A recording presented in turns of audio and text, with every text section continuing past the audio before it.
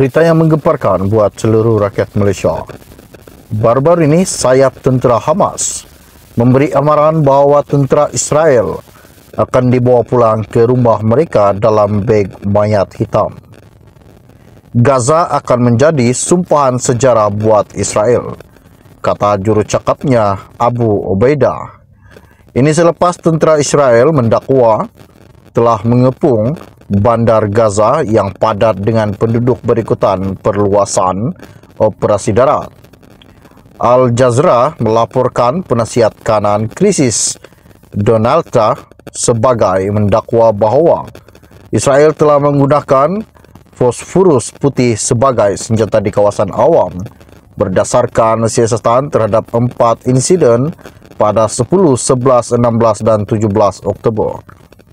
Insiden yang berlaku menimbulkan kebimbangan kerana fosforus putih telah digunakan oleh tentera Israel pada masa lalu yang membawa kesan buruk kepada penduduk awam.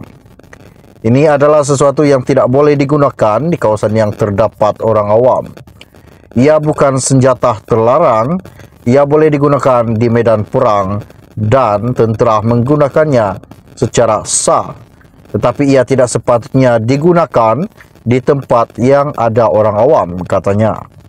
Dalam satu kenyataan yang disiarkan di televisyen, Ketua Kaki Tangan Angkatan Pertahanan Israel berkata, bandar Gaza dikepung dari 3 sisi dan tentera bertempur dalam jarak yang dekat.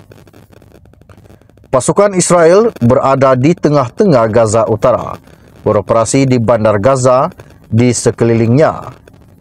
Perkembangan terkini berlaku ketika Setiausaha Negara Amerika Syarikat menuju ke Israel dan Jordan untuk mengadakan rundingan mengenai gencatan senjata.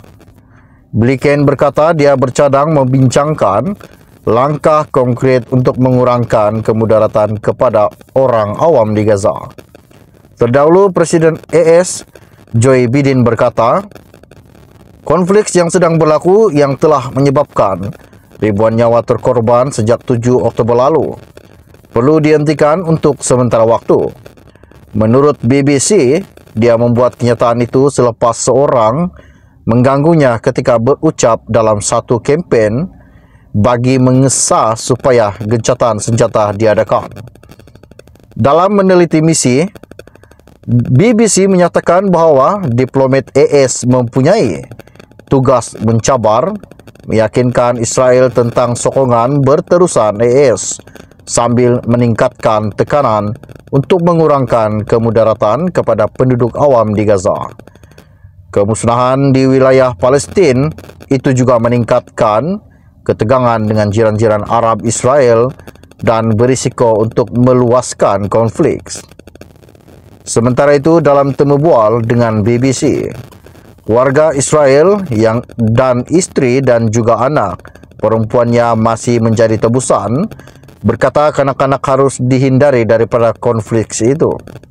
Menjawab soalan mengenai perasaannya terhadap laporan bahawa ribuan kanak-kanak telah terbunuh dan cedera di Gaza, dia menjawab, kanak-kanak adalah kanak-kanak, tidak kira dari negara mana mereka berasal.